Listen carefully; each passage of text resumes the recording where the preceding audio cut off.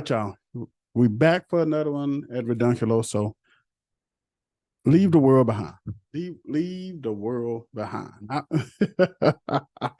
This was one of those suspense thrillers that kind of kept you on the edge of the seat. It was like 2.5 hours long, but it was pretty good. Pretty good. You had your girl Julia Roberts on it, playing Amanda.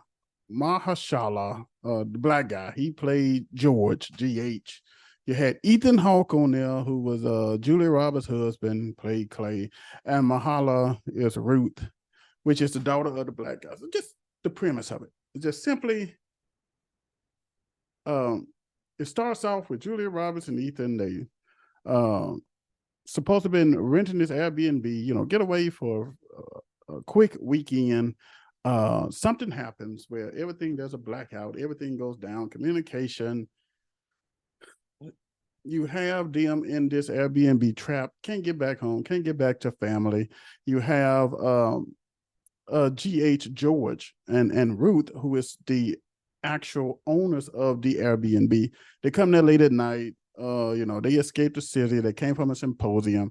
So you had this kind of almost like profiling dynamics between like Julia Roberts, because her whole premise was that she hated people. So she was mistrusting of them, and you had the bit of the going back between Ruth and Amanda, which was basically Julia Roberts and Myha'la. Let's just leave it with their own names. So they jabbing each other back and forth through the whole thing, in terms of weight, in terms of race. Because Myha'la, she's like I said, from college, still trying to make up what her mind she's going, so she's more liberal minded. So she's going with Julia, who is almost seen like, she's this vindictive, very negative, rageful,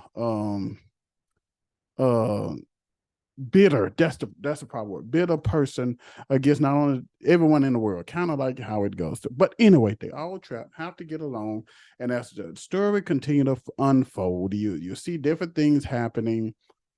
Planes crashing, can't communicate. Then you got this weird sound happening. Animals acting crazy. You don't know what's up with the deers.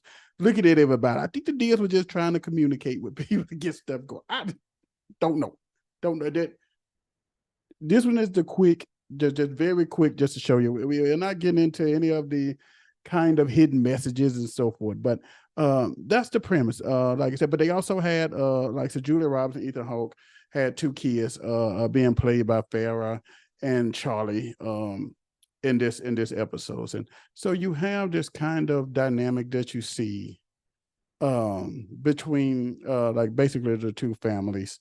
And so they have to learn how to get along. That's basically the gist of it. The world is falling apart, and so it is broken down to five different plots in this thing, which is the house, the curve,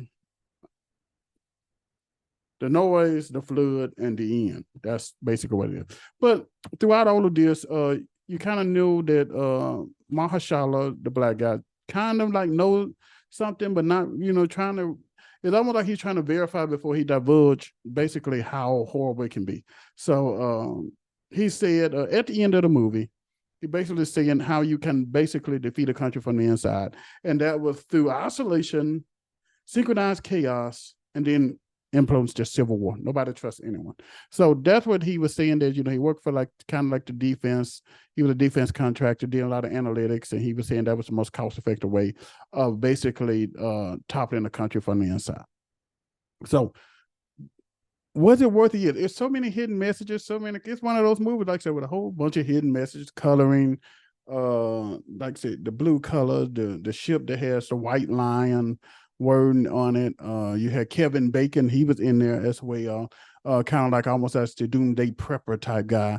You had this mysterious rich people family who had another bunker which at the end, that's what it leads to. And then you always keep having the reference to friends, like the last one, what was it about? And you keep seeing the young lady who, the girl, the daughter, Ruth, kept on basically trying to push, like she wanted to see how, how it ended. I know a lot of people have a lot of speculation. Mine is like, I guess the premise of the friends were like, how is it going to end? Because that's what Ruth kept on trying to say. She wanted to finish watching the picture because she wanted to know exactly how it was going to end. And I think it goes more into even when she was talking about another picture she had watched where she led to talk about this story about the guy was trapped and, it was supposed to basically been a flood and he was praying to God to flood him, want to save him. But you had all the other different people try to come and save him. He kept on saying no, turn him down because he'll wait because he wanted to be saved by God. And then when he died and asked God, how come you to save him? And God had laid out where I sent you a boat, I sent you a helicopter, I sent you still, how much more do you want me to do? And then after that, Ruth was in the bed with her mother and family, and she was like, I'm tired, I'm sick and tired of waiting around. So, do you reference like the last one is what kind of like, I guess, allude to that little bit of story that the daughter was telling the mother, like, how much longer are we going to keep waiting around when we can see kind of all this destruction, whatever? Why are we going to keep on just sitting here waiting and, hoping for the best? And so I think that ties in with the last one title in at the end of the last Friends episode, as well as basically I think the premise is how it's going to end. So very exciting movie. We got to give it the good. I mean, it was really it was worth it. It was worth it. Even though it was 2.5, it was, like I said, it was paced properly, kept you suspense, like what is what is really happening in the world. And it kind of like bring you into almost like the isolation like they were. You didn't know exactly what was happening, what was coming next, and so forth. So I definitely worth going to see. And so, oh yeah, definitely like, subscribe. I mean, notification, comment. Come on, people, come on. Like I said, we're trying to give away, like I said, our appreciation. Like I said, something small token, just a small token of our appreciation. So we want you all, like I said, to join us. We'll be releasing that in another scene. It'll be between Christmas and New Year. We'll try to set up where, like I said, we want to give a small token of appreciation, very small for, we over 100 subscribers. So thank you all. I mean, very quick. So thank you all. So this is like the quick and dirty. We got other segments of Leave the World Behind that talks about, everything from the symbols and so forth. So until next time, y'all, the popcorn is popping on this one, but on the next time, y'all, until the next one we have, keep that popcorn popping. Oh yeah, you got my Thanos, baby. You got my Thanos.